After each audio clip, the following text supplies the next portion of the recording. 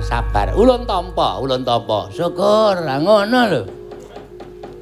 Ning ana syarate. Nggih, pripun? Aku mengkari manut, kasar wani, alus ya wani. Kowe njaluk iki.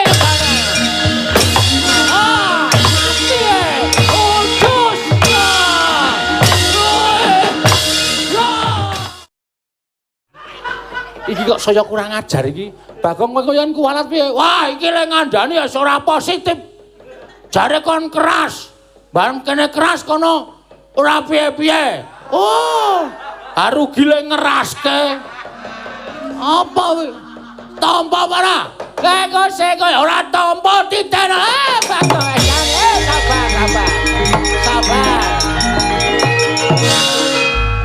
Bagong sabar. Ulun tampa. Syukur, ngono lho. Ning ana syarate. Nggih, pripun? Ngono ya, sago. Ingkang sepisan kita bakal ditampa dening ya kuwi guru kita ingkang bakal memulang ngelmu, dasar-dasaring ngelmu. Ya kuwi Sang Hyang Yamadipati. Ngelmu dasaring ngelmu saka Pawiyatan Suraya kepiye carane nguncatke nyawa. Ki barengan temi traffic light lho iki. Lole, rasah lole. Bersaing ki sing sehat, Dur. Kowe duwe pawiyatan saka 5, aku arep bangun pawiyatan Karangkadempel.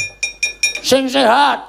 Nek kepengin entuk cantrik, kepengin entuk siswa, tingkatkan mutu pendidikan di Pawiyatan Saka 5. Ora terus sampya ora. Bagong ki sebagai maha guru Pawiyatan Karangkadempel, aku mengkari manut, kasar wani, alus ya wani. Kowe njaluk iki.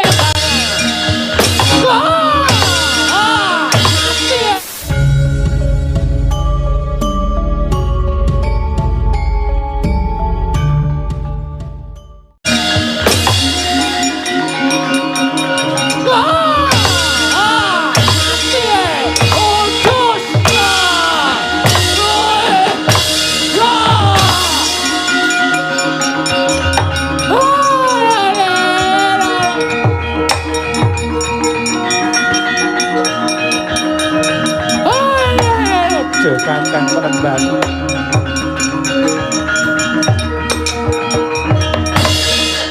Nek kula pikir-pikir napa sing dikandhake Bagong niku bener.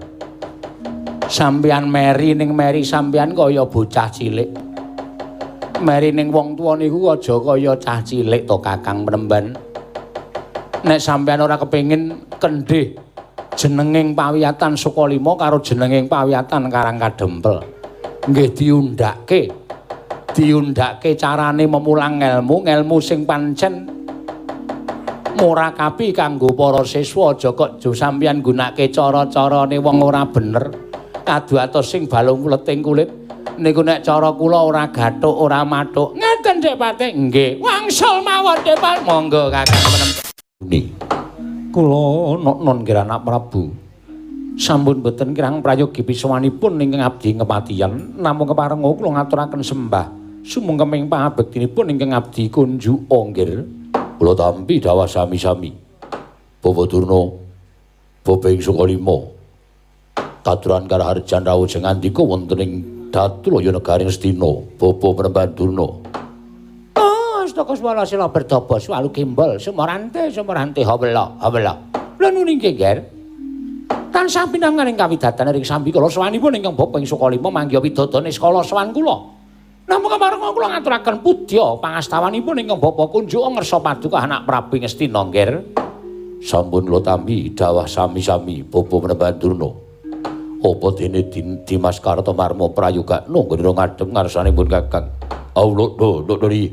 Sampun boten kirang prayogi piswanipun ing abdi pun Kartomarma Kanjeng Koko Prabu.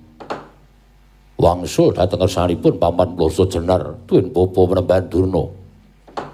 Wonten ing padyan pepanggihan dinten samangke kula boten badhe ngrembak babakan Negaring Astina.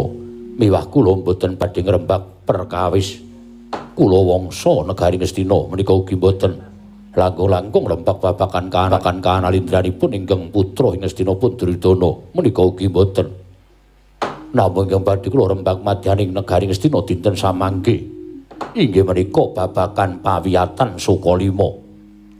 Bapa Panembahan Durna, kula wonten maring adhawuh nggih panjenengan prisa dumados sing pawiyatan Sukalima duk nalika jengandika Bapa Panembahan Durna hanampi siswa para Kurawa lan para Pandhawa minangka dados siswa ing Sukalima. Samangke sampun sami buntas kawruhipun, sampun sami rampung anggenipun sami necep ngelmunipun Bapa Panembahan Durna. Kathah piranganing Kurawa lan Pandhawa ingkang dados sarjana sujaning budi satemah menapa sampun paduka paringaken wujuding ilmu kinarya cagak tuwa ing negari Ngastina. Mila ingkang saking menika sepisan ingkang putra ngaturaken panuwun ingkang tanpa pepindhan wonten ing angka kalih kula badhe miterang kados pundi kawontenanipun pawiyatan Sukalima menapa inggih tasih lumampah kanthi rancak menapa wonten bab ingkang nedya paduka ngendikaken dhateng ing putra ing Ngastina Bapa Panembahan Durna. Kandak blakuduk selalu gembol Semarante hawala rumaos bompong raos sing manahipun ingkang Bapa ing Sukalima nggih. Jernyatanipun kula menika dados mahaguru wonten ing pawiyatan Sukalima nembe menika perkawis menika dipun rembag dening anak Prabu Duryudana. Menika tegesipun maduka anak Prabu menika nggatosaken dhateng kawontenanipun pawiyatan ing Sukalima. Inggih awit saking paestu paduka anak Prabu ing Ngastina. Pawiyatan ing Sukalima dinten sakmangke tansah reja ngrembaka kathah para siswa-siswa ingkang sami kepengin dados cantrikipun ingkang Bapa ing Sukalima. Ndacep ngelmunipun ingkang Bapa ing Sukalima. Namung ewa semanten ugi kula cakaken pranatan ingkang sampun paduka dawuhaken dhateng ing Bapa ing Sukalima. Pranatan ingkang boten saged dipun terak dening sinten kemawon. Ngaturaken panuwun ingkang tanpa pepindhan Bapa Panembahan Durna. Inggih, nggih. Pranatan ingkang angka sepisan. Siswa Sukalima ingkang badhe minangka dados cantrik ing Begawan Durna boten kenging langkungi yuswa ingkang sampun dipun tetepaken. Meniki angka sepisan. Angka kalih boten kenging kawula alit, langkung-langkung kawula alit ingkang boten nggadhahi bondo donya tegesipun kawula ingkang mlarat. Menika boten kenging dados siswa Sukalima, boten kenging sinau wonten ing pawiyatan Sukalima. Menika boten dipun parengaken. Angka salajengipun inggih menika mboten nampi dhateng tiang-tiang kang gadhahi cacat raga. Tegesipun mboten jangkep akal budinipun, mboten jangkep raganipun. Menika mboten kenging mlebet wonten ing pertapan utawi pawiyatan Sukalima. Menika ugi sampun kula cakaken, nggih. Nyatanipun nadyan menika sampun kula serat wonten ing pranatan pawiyatan ing Sukalima. Ewadene tasih kathah ingkang sami kepengin necep ngelmunipun Begawan Durna. Inggih pun Kumbayana menika. Inggih. Bapa Panembahan Durna ngaturaken panuwun ingkang tanpa pepindhan. Nah, mangsa kala dinten samangke sampun anyaketi Ambika. Inggih menika napa nggih Depate? Pendaftaran wonten. Pendaftaran pawiyatan ing Sukalima. Namung samangke ingkang dipun betahaken boten saged kejawi namung kinten-kinten wonten 50.000 siswa ing kedah madheg minangka cantrik Sukalima. Ewa semanten pranatan ingkang sampun paduka dawuhaken menika ugi boten badhe kula terjang, nggih. Kula tetep badhe mestuti dawuh paduka anak Prabu Duryudana menawi sampun paduka dawuhaken bilih pawiyatan menika namung kagem tiang-tiang ingkang gadhahi brana picis tuwin tiang-tiang ingkang gadhahi turasing para her, para luhur, para priyayi, mboten kenging tiang pidak pejaraan, wong loro saudon, telu saurupan, luwih-luwih wong kere. Kok ajeng sinau wonten ing pawiyatan Sukalima sing nganggo bayar cengele apa? Menika kula ngertos, milih saya menika tetep badhe kula cakaken menawi dados pranatan ing negari Ngastina menika, nggih. Anak Prabu Duryudana. Sikra-sikra yen permana kanca. Sikra ngrakinawang sesangga.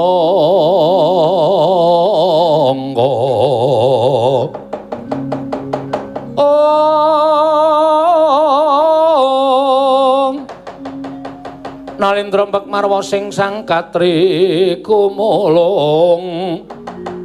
Katri kumulung mangrempak ing wadya.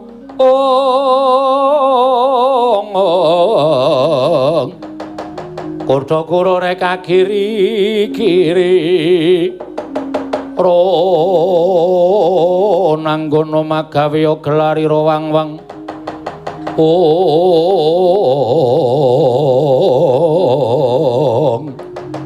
Oh. Dereng ngantos paripesami Balwajana. Sang Premban Durna ngandika kathah-kathah tinampi ingkang putra negeri Indra Ngastina Prabu Duryudana. Kedatange wantun minggah madaning Datulaya menika ta warnane. Putranipun kula Semar Badranaya ingkang angka wragil kula Bagong nyerpepeh pindha sata metangan karya cingak kang samya bulan.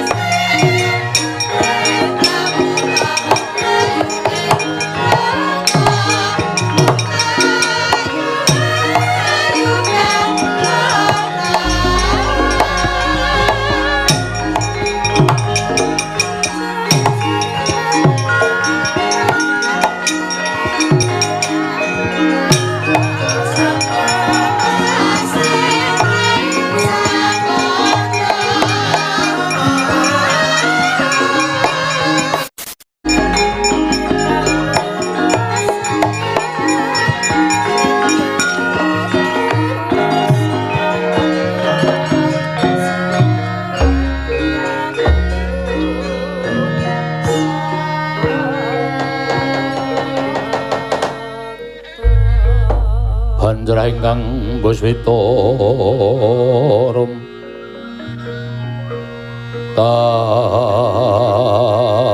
tasiliring samirana mre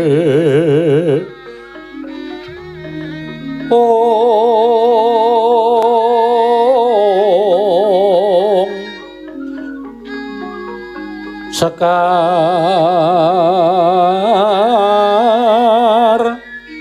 kadung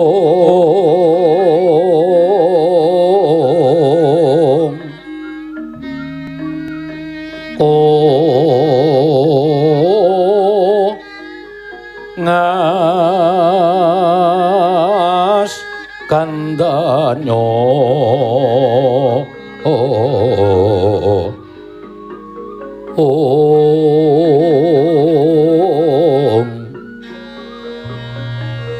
mawe raras renaning driya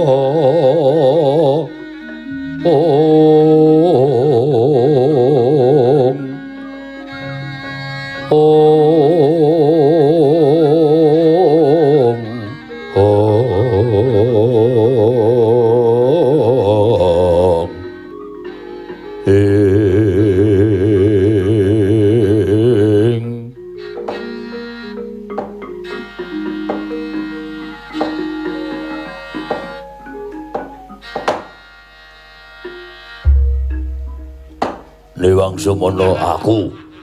Oh iya, Ding.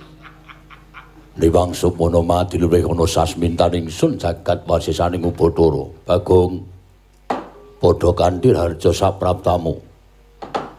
Nuwun pait aming panjenengan tantunan tabet. Tinebena ing laduni dumawahing tawang tuwang linepatna ing tulak manusinuwun. Iya. Wilujeng ring sambikala ingkang dadi sowan kula sanipun sinuwun Prabu Duryudana kepareng kula ngaturaken sembah.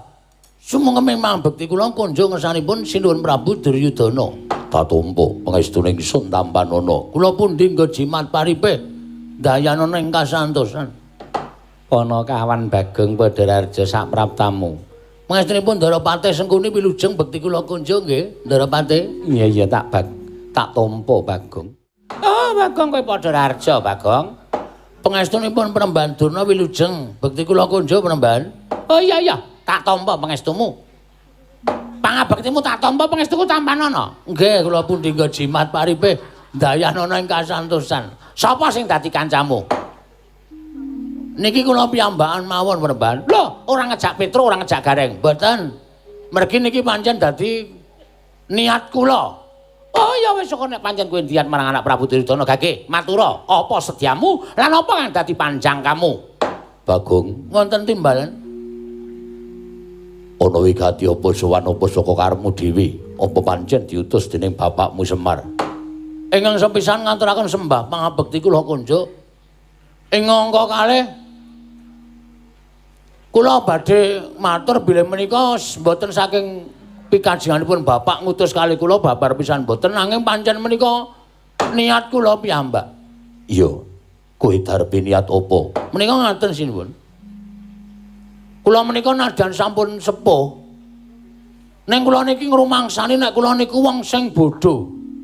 Kula niku ngrumangsani wong sing kurang ilmu. Mula bola-bali kula niku mesti diakali kalih Petro kalih Gareng. Wong salwangsul niku ning kula niku ya kaya ora sadar. Niku saking goblok kula. Wong salwangsul pembagian hasil niku kula didapusi kalih Petro kalih Gareng. Lah niki bareng suwe-suwe kula niku sadar pancen ngelmu niku penting. Ngelmu niku penting. Ngelmu niku nek wis iso digayuh pintere srana ngelmu niku ora tok nggo minteri karo wong liya niku kudune mboten ning dinggo jaga karo awake dhewe lan digunakake kanggo katentremaning bebrayan agung. Bener Bagong. Nggih. Mula kula niki nggadahi niat ajeng mlebet sekolah. Mlebu sekolah menyang endi? Nang sekolah napa ning kamar mandi. Aja kaya ngono aku takon tenan. Nggih. Teng pawiyatan luhur. Nang pawiyatan luhur. Nggih. Lah, gandeng kula niku kelingan jaman sinten niku? Raden Werkudara pikantuk banyu suci Perwitasari niku saking Penemban Durna. Ndara Janaka entuk ali-ali ampal niku nggih saking Penemban Durna. Mula ora aneh nek Penemban Durna niku didadoske Mahaguru. Mahaguru wonten pawiyatan luhur Sokalima. Lah gandeng niki pun ajeng pembukaan pendaftaran siswa anyar enten ing pawiyatan luhur Sokalima. Kula mboten lumantar napa jenenge peraturan utawa pranatan kedah mendhet. Napa niku? Kertas sing kudu diisi jeneng lan sak piturute. Nah, kertas sing kudu diisi jeneng lan sak piturute kula mboten mendhet. Ning kula langsung jujuk teng sinuwun Prabu Duryudana ingkang wigati panjenengan paring mergi supados saged pirembagan kaliyan Begawan Durna. Kula katampiya minangka dados siswa pawiyatan luhur Sokalima kanthi jurusan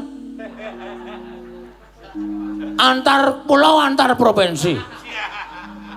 Menika mila ingkang saking menika sinuwun seru sanget panyuwun kula keparenga samangke paduka paring margi supados kula mboten kangelan. Lah kula nek dites niku ya ora iso tenan wong kula niku blas ora duwe ngelmu babar blas. SD kula ditokke merga kathoke gurune kula plotrokke. Nakal banget kula SD mbiyen. Iya.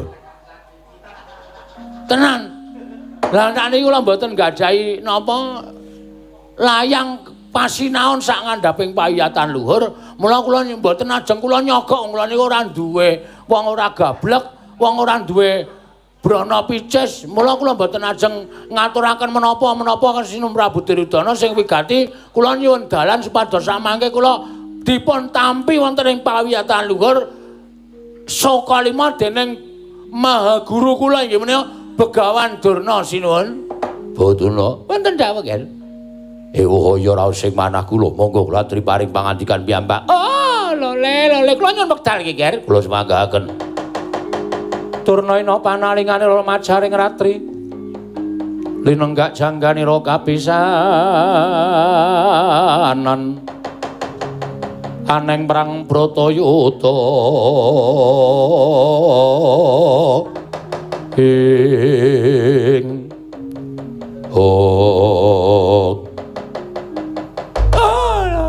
lole Bakong wonten dawuh Panembahan. Mula saiki tak takoni apa pancen kepara nyata kowe iki pengen mlebu minangka dadi siswa pawiyatan luhur Sokalima. Ya ngono apa ora? Nggih Penemban, kula pengen sinau, kula pengen dadi wong pinter. Kula pengen dadi wong sing duwe ngelmu. Wong ora duwe ngelmu, wong ora kedunungan kepinteran iku mung lorobke karo wong sing pinter-pinter dienggo dolanan karo wong sing duwe ngelmu. Kula wis jeleh. Kula kepengin kedunungan ngelmu mula ning nggih niku kula niku wong sekeng wong ora duwe. Mula katampiya kula menika dados siswa pawiyatan luhur Soka Lima. Ning nggih niku kula ora duwe napa-napa. Kula mung duwe niat, kula duwe krekat, kula duwe napa jenenge semangat teng ati kula sinau teng pawiyatan luhur Soka Lima. Heeh, kuwi apik. Sing jeneng wong kepengin sinau kuwi mung siji ya kuwi waton sregep sarta duwe krekat lan karekat jroning ati nggone kepengin gayuh ngelmu kuwi sangu ingkang becik sangu lan apik. Ning ngene ya Bagong, apa ya mung cukup kaya ngono? Apa ya mung cukup kowe sangu karekat lan sangu semangat ngono bakal gayuh ngelmu? Oh, saiki ora mung cukup kuwi Bagong, ora mung cukup kuwi. Sing ngecomang dleming menehi ngelmu karo kowe iki ya butuh Brana picis butuh Prabaya, butuh entuk sesulih, ngono. Ora mung sak kepenake dhewe. Lah apa kowe iki arep sinau nang gone kakek moyangmu, ha? Apa rumasamu pawiyatan Soka Lima iki nggone mbahmu apa piye? Terus kowe ora bayar, terus kowe ora menehi apa-apa marang pawiyatan Soka Lima. Oh, ora gampang kaya ngono, Bagong. Ning kudu mbok pikir, aku minangka dadi maha guru ya bakal menehi ngelmu karo kowe. Ning ngelmuku iki ya ora ming tak wenehke tok. Ning ya kowe kudu menehi karo aku. Merga pawiyatan Soka Lima iki butuh dibangun, butuh digedhekke. Lan apa-apa minangka dadi srana pamulangan wujuding ngelmu mau ya mesti ana sranane lan ana wujude ing kudu didadekake dituku sarana dhuwit. Ngono. Ora mung sampeyanmu dhewe. Tur kowe kudune ngeling, kowe ngerti ya.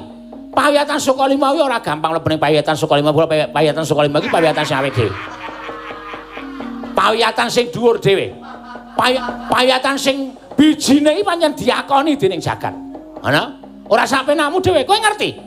Weton pawiyatan Soka Lima kuwi maragake etungen. Werkudara kae dadi satriyaning praja ingkang ora bisa piye ora ana tandinge. Janaka kae dadi satriyaning praja ingkang ngelmune tanpa timbang. Kuwi kabeh weton pawiyatan Soka Lima. Ning apa Werkudara Janaka kuwi ya mung njaluk ngelmu tok? Ya ora, kae ya maringi apa-apa karo Gopaka gurune. Mula ora sak kepenakmu dhewe. Pranatan telung perkara ora mlebu kabeh. Siji, pawiyatan Soka Lima kuwi umurmu wis ora nyandak. Umurmu saiki wis pira? Wis tuwa, ngungkuli 50 taun.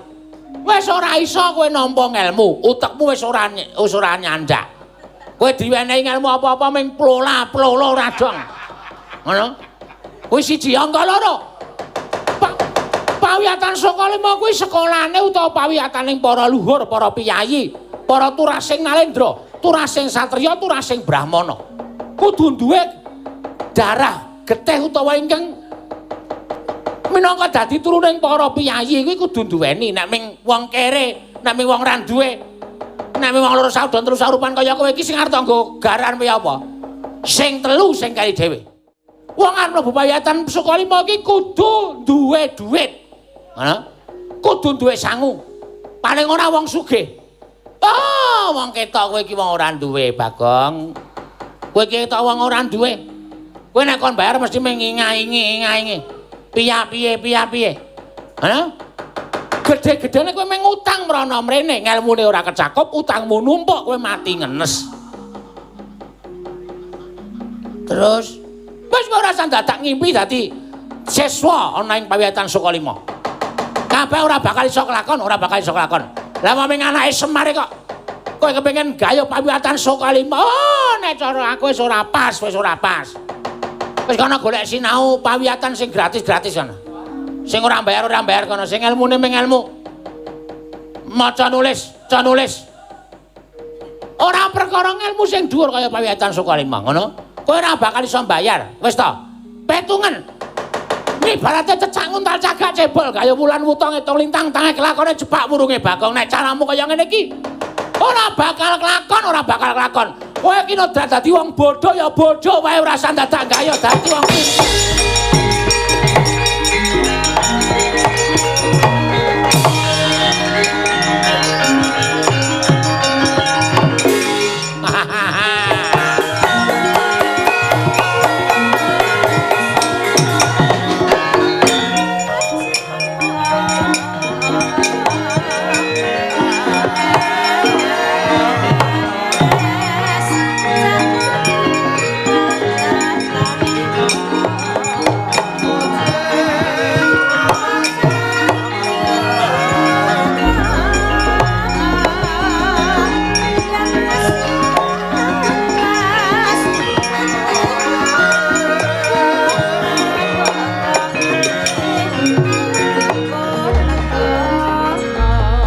nggih.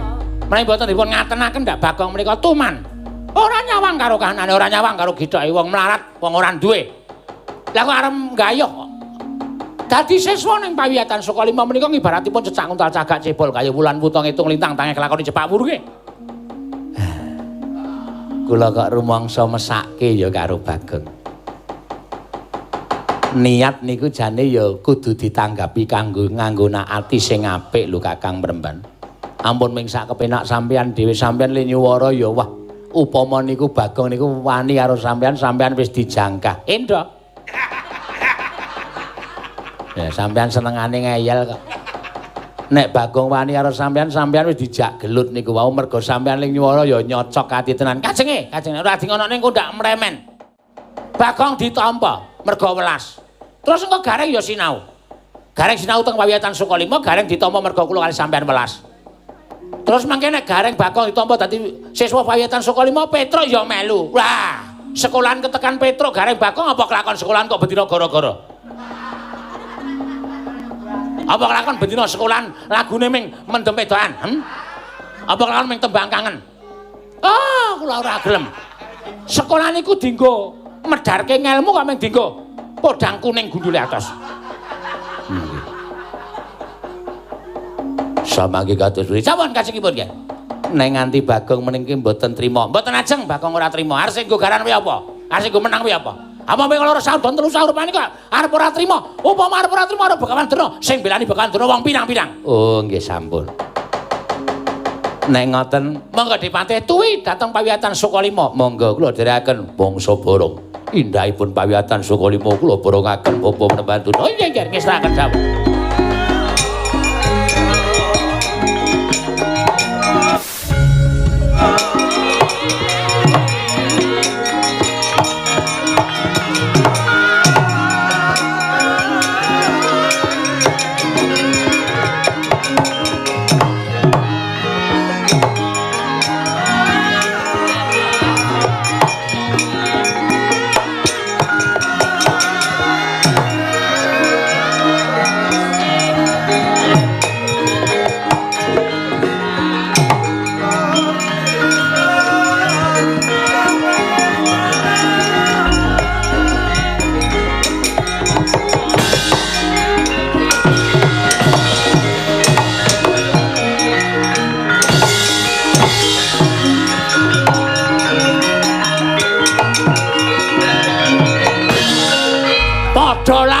Durna.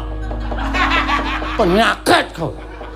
Suaramu ngabangake kuping.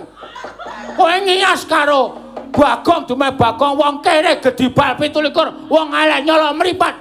Kok napuk cangkemmu kowe? Bebles anan. Ora wangun dienggo patuladan kowe, penyakit kowe. Wong golek ilmu kuwi aja disawang perkara ora duwe dhuwit karo wong kere karo wong piyayi. Wong kere iki ya duwe hak golek ilmu. Asu penyakit lara munggono aku wani karo kowe ajar penyakit setan ratatan ben tak lampiaske arep kowe ming lampu bangjo kok tendangi sisan tak anggap kowe Durna kowe penyakit ben ora saiki abang ijo kuning murup kabeh ha iso cekel polisi aku nek carane ngrusak traffic light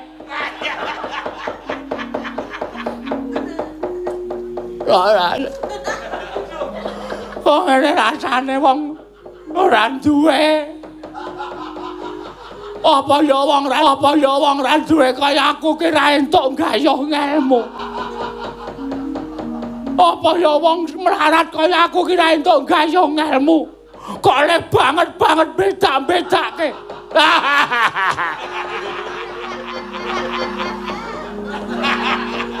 Banget gole beda-bedake. Lara atiku. Nek aku ora tekan semene.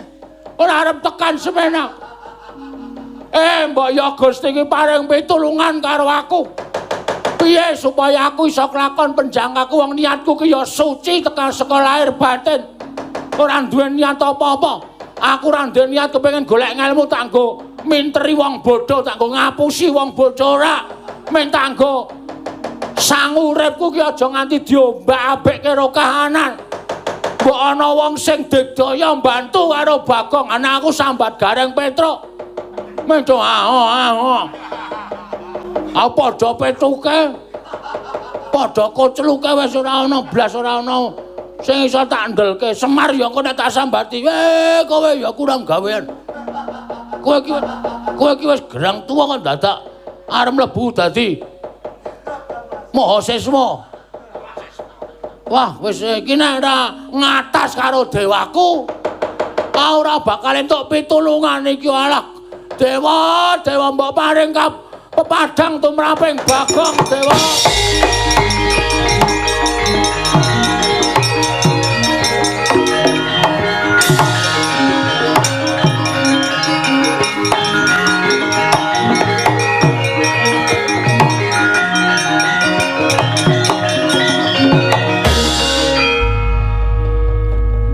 Iki Bagong to? Weh.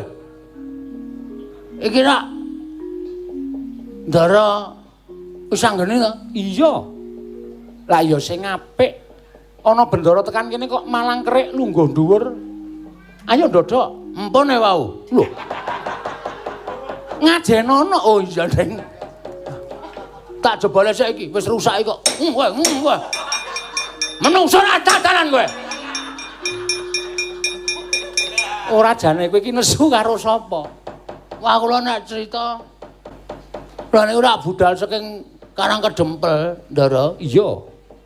Lah menyang endi? Teng Ngastina. Lho, arep ngopo? Kula niku pengen dadi siswane Begawan Durna mlebet wonten ing pawiyatan luhur Sukalima. Wo ngono to? Heeh. Lah terus Durna le omong larake ati.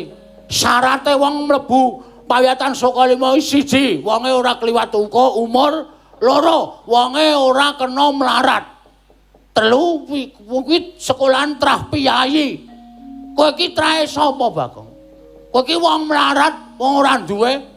Terus esuk nek aku butuh dhuwit, butuh dienggo wewangunaning pawiyatan Sukalima supaya ngrembaka, kabeh siswa dijaluki iuran, kowe arep tok bayar nganggo cengelmu ki kok ngoten niku. Lara ati kula. Lah iya, lah nggih. Lah wong pawiyatan ki ora mung Sukalima tok, pawiyatan ki pirang-pirang. Ha ning kula berkaca kalih. Ndara Werkudara niku entuk banyu suci Perwitasari saka Begawan Durna. Sing kandha sapa? Layang kabar. Kula maca teng harian Ngamarta detail. Kuwi unine nek Ndara Werkudara niku entuk banyu suci niku saking Durna. Durna kuwi ora menehi banyu suci Perwitasari, mung dadi jalaran. Ngono. Durna ora paring banyu suci marang Kanjeng Rama Jodipati, mung Durna nuduhke papane kuwi wae. Setemene isih ana dongeng liyane. Lah terus kok Ndara Janaka nggih mlebu koran. Ndara Janaka entuk ali-ali ampal. Saka sapa? Bakulake. Nggih Begawan Durna. Kowe ora kok Bapa Janaka entuk ali-ali ampal kuwi ora, ning merga saka culikaning Begawan Durna.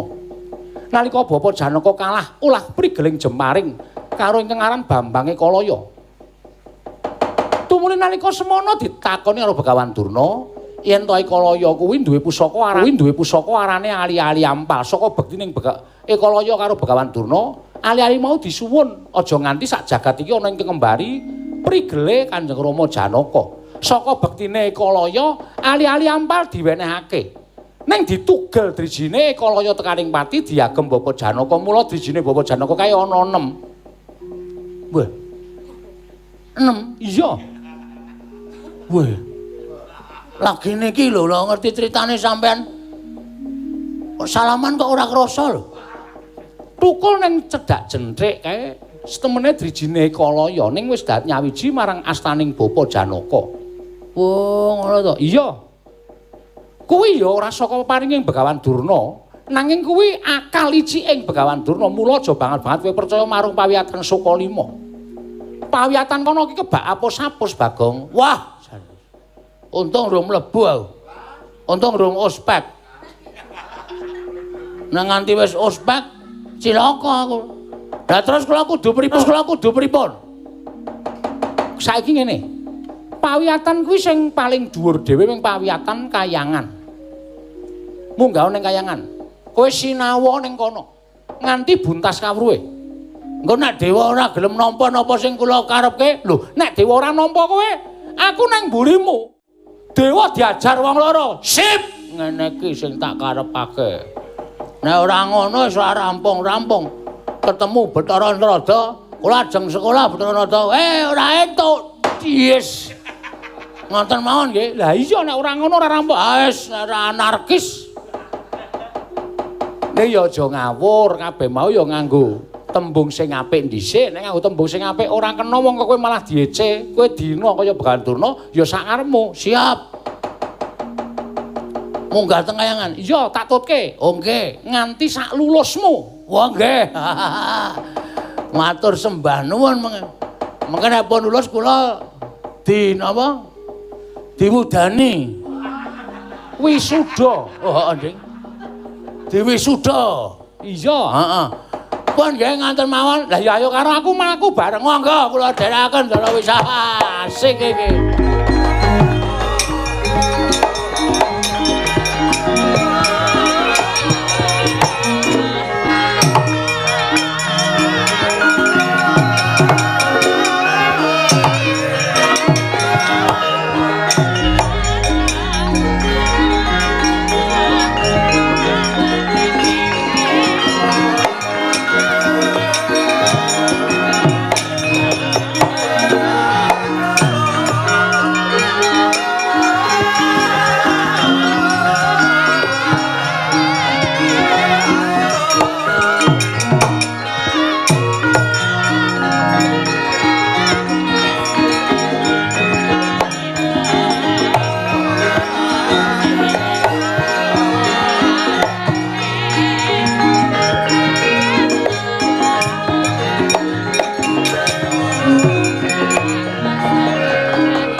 Narada dedali ketunya kaleweran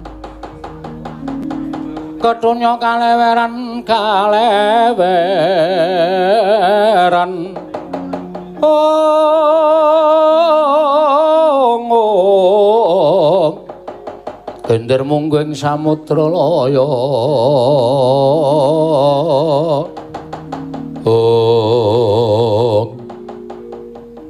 Kentong Marudayang pak pong mbok bolong kali cedhe sapa sing gawe.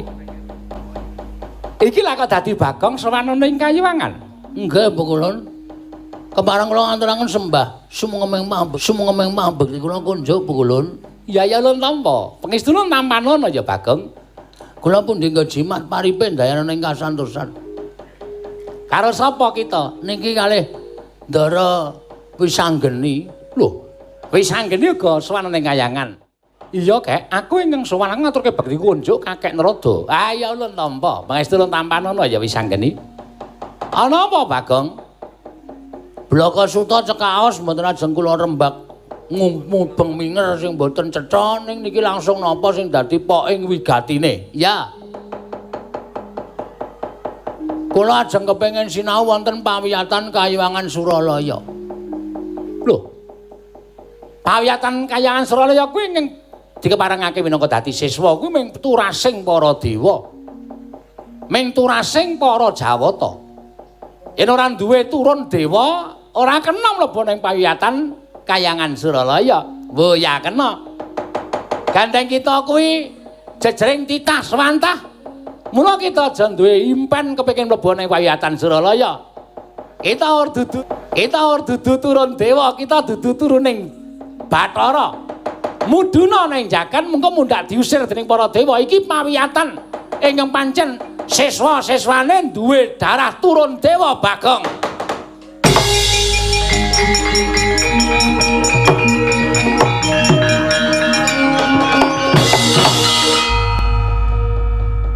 Kowe dewa goblok kowe. Lho, Kok kita menake dewa goblok jelas. Mergo sampean paring pangandikan. Iki pawiyatan Suralaya iki dienggo wong-wong sing duwe darah turun dewa. Saiki kula tak takon karo sampean. Bagong anake sapa? Lho, kita anake Kakang Semar. Kakang Semar. Bapak Semar ki dewa apa udu? Hah? Coblos weteng kose. Kose aja ndir kaya ngono. Ayo wangsulan. Kae Sang Hyang Esmargi. Ngawur. Ismaya.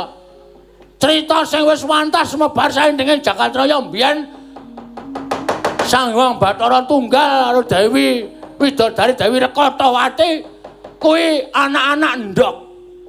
Endhog kuwi dadi 3 putra. Siji kulite dadi ya kuwi Teja Mantri. Terus kuningane dadi Ismaya. Terus kuningane dadi Manikmaya. Telu kuwi tandane.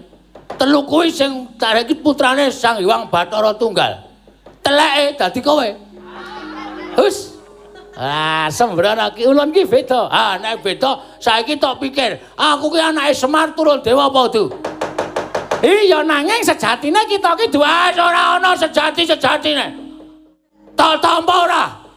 Ora tak tampa, ditanono. Aku ngamuk nang kayangan. Nek tak tampa, slamet kowe sak keluargamu. Wah, lah iki kepengin dadi siswa ning pawiyatan kayangan kok meksa, kok sak penake dhewe iki kepiye kok meksa iki lho. Ento ora. Perkara aku saben sasine kon bayar wis to, rasa kuwatir. Aku mesti ra bayar.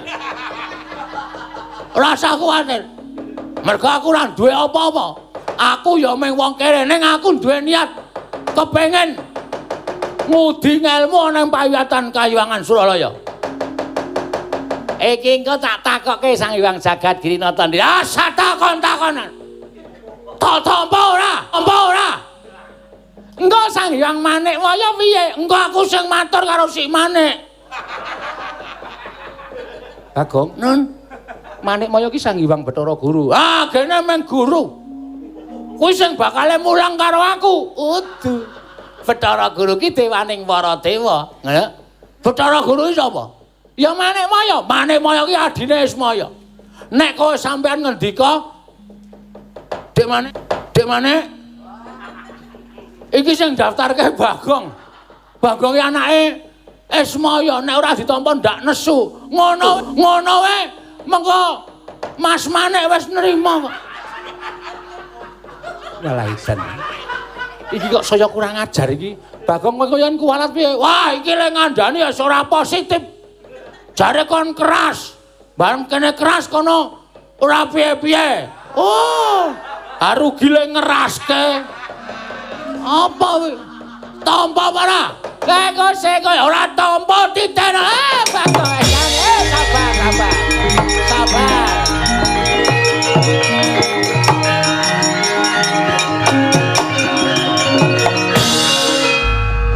Sabar. Tampa, ulun tampa. Syukur, lah ngono lho.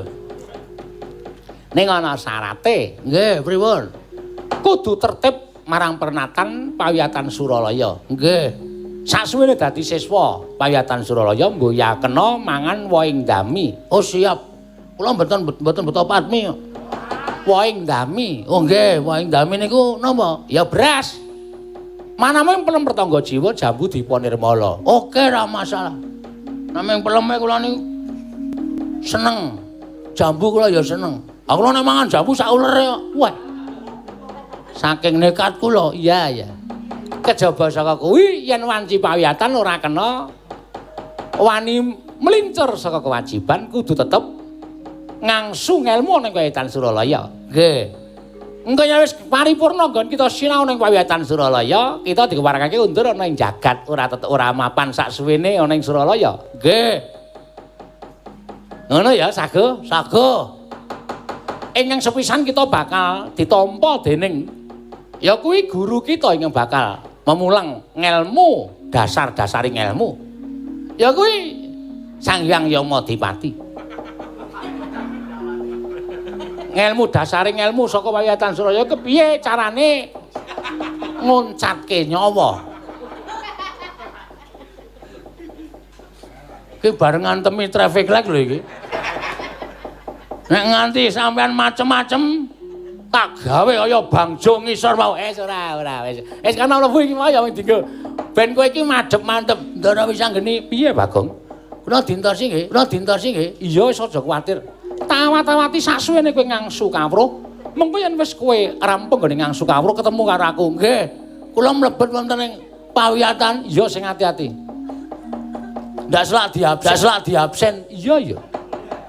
Pun kula tak saya karo aku kok tak pasrahke karo dewa-dewa Bagong. Nggih, matur sembah nuwun kula.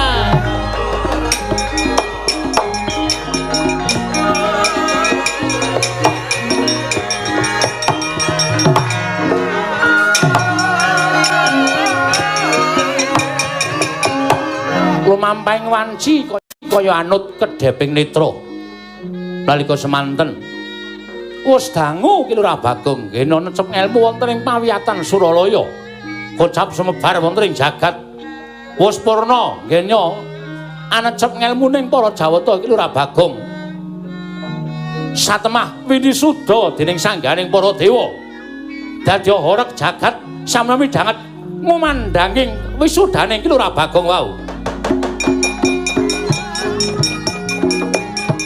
Kocap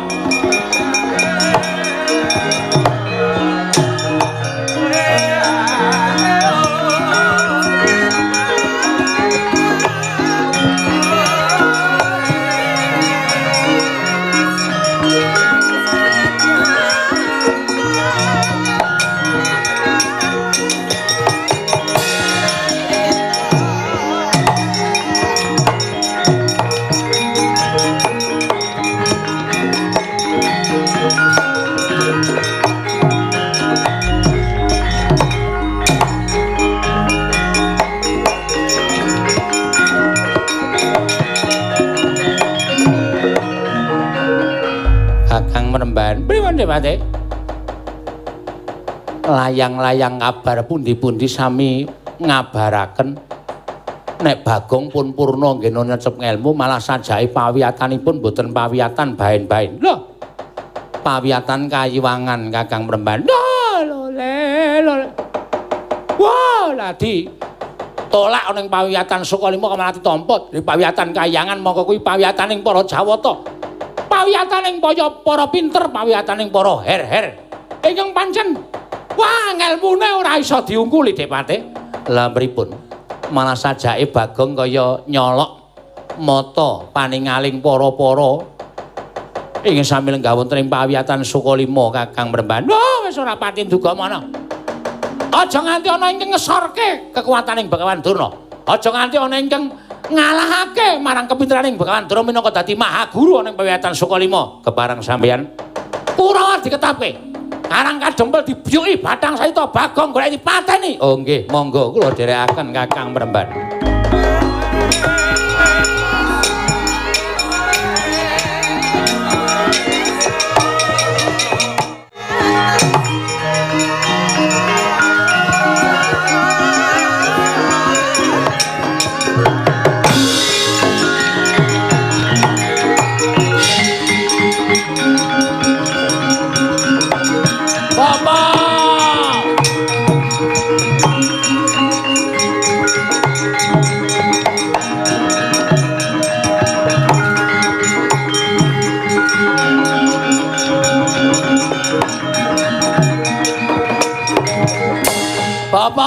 Bapak, kowe pancen senopati. Mlebu malah kena tekdon.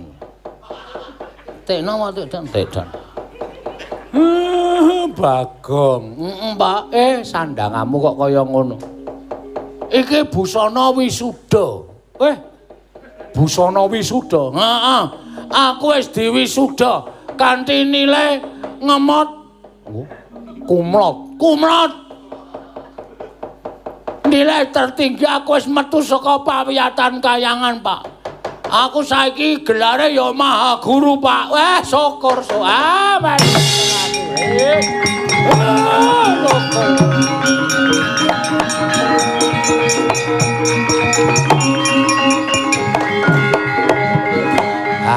Gareng Petruk iki dadi conto. Nadyan wong sekeng wong ora duwe, ning waton duwe niat, duwe tekad, mergo tekad kuwi pok ing karep. Sawangen. Adimu wis duwe titel. Heeh. Aku wis S3. Wah. Wah. Syukur. SSN. Hah? SSN. Apa tuh? Suseno. Sarjana seni Weh, syukur. Kuwi ora gampang. Kudu deskripsi, Pak.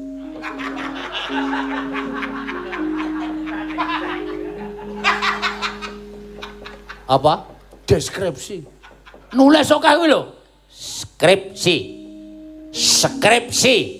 Ora deskripsi. Wah, kok petuk. Skripsi, Pak. Aku nulis tatanan baru dalam dunia pandemi, Pak. Lolos aku entuk biji. Pak. Aku ndek cita-cita, Pak. Cita-citamu apa? Cita-citaku. Mbora aku iki wis duwe titel iki ora sok sembrono, Gong. Duwe titel iki ora kena lucu. Waduh, anak ora usah titel wae aku. Aku ki wonge sembrono ya ning pintere iki diketokke. Aku ndek cita-cita pengen bangun pawiyatan Karangkadempel. Pak, Bapak mengestoni ya, Mir? Tak pengestoni ora piye.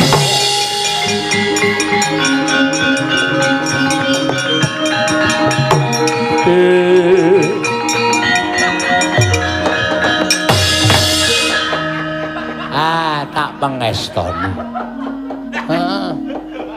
Matur sembah nuwun, Pak. Iya. Nang akeh sing wong ora seneng gandeng kowe iki, ming wong sekeng kok iso dadi duwe titel sing dhuwur kaya ngono malah duwe gegayuhan pengin bangun pawiyatan Karangkadempel. Contone wis ketok ngeglo sumebar. Aku dhewe krungu. Sadurunge kowe arep sinau ning pawiyatan Kayuwangan, kowe pengin mlebu ning pawiyatan ngendi? Sokalima. Lah, sing duwe Sokalima sajake ora seneng nek kowe arep mbangun pawiyatan Karangkadempel bakal ngendih marang kuncaraning pawiyatan Sokalima. Mula terus sampyak awur-awur goleki karo kowe, kepengin mateni karo kowe. Weh lah. Durna. Utang loro, nyaur loro, utang wirang, nyaur wirang, Pak. Wah, wis.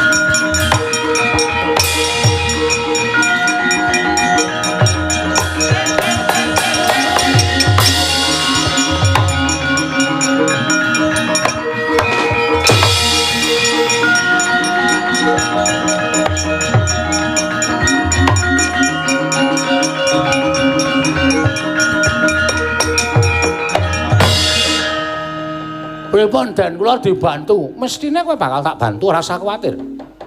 Yen Durna ora trima kowe dadi Maha Guru mergo wis weton pawiyatan Kayuwangan.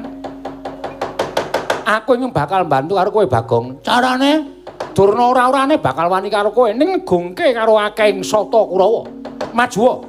Aku manjing ning awakmu ora bakal kena apa-apa. Kowe ora bakal terdas ditamani pusaka, ora bakal iso tekaning mati mergo saka aku.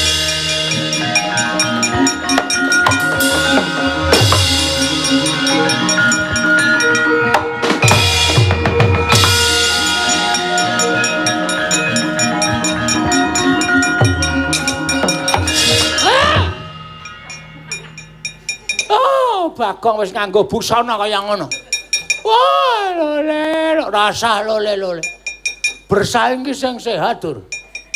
Kowe duwe pawiyatan Sokalima, aku arep bangun pawiyatan Karangkadempel. Sing sehat, nek kepengin entuk cantrik, kepengin entuk siswa, tingkatkan mutu pendidikan di Pawiyatan Sukalima. Ora terus sampya ora-ora. Bagong iki sebagai maha guru Pawiyatan Karangkadempel, aku mengkari manut, kasar wani, alus ya wani. Weh jaluk iki.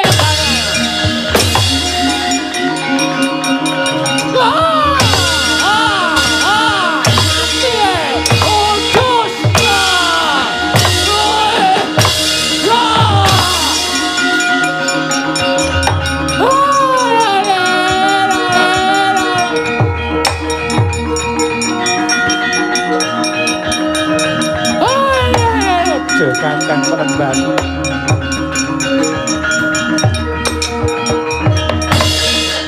Nek kula pikir-pikir napa sing dikandhake Bagong niku bener. Sampeyan meri ning meri sampeyan kaya bocah cilik. Meri ning wong tuwa niku aja kaya cah cilik to Kakang Penemban. Nek sampeyan ora kepengin kendhih jenenging Pawiyatan Sukalima karo jenenging Pawiyatan Karangkadempel. Nggih diundhake carane memulang ngelmu sing pancen murakabi kanggo para siswa aja kok sampeyan gunakake cara-carane wong ora bener kaduatos sing balung kuleting kulit niku nek cara kula ora gathuk ora mathuk ngeten Dik Patih nggih wangsul mawon Dik Patih monggo Kakang Penemban.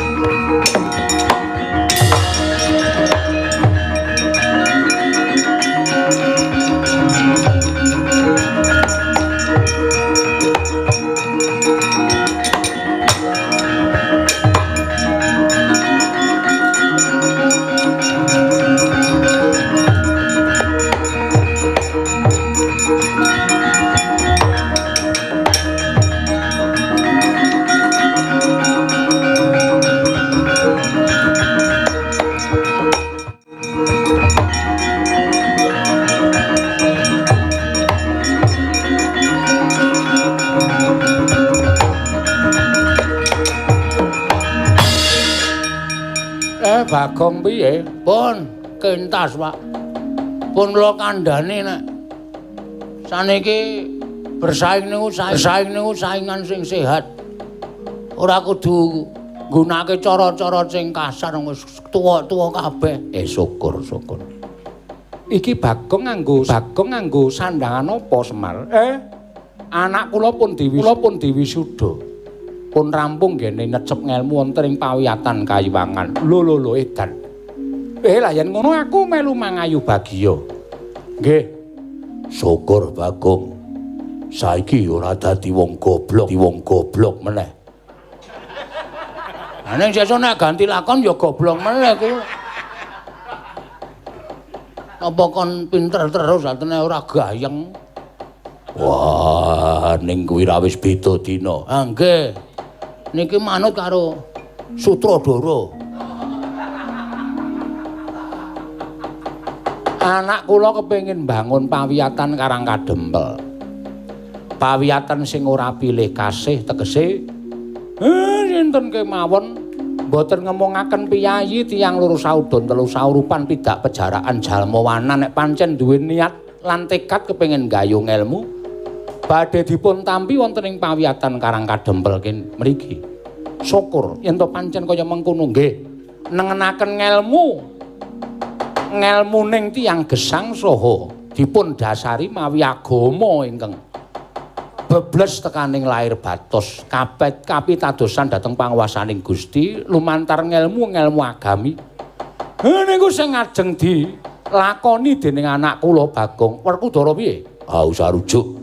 Arjuna piye? Kula inggih sarujuk Koko Prabu. Yen to pancen mengkono Bagong rungokno dawuh Nata Ndarawati.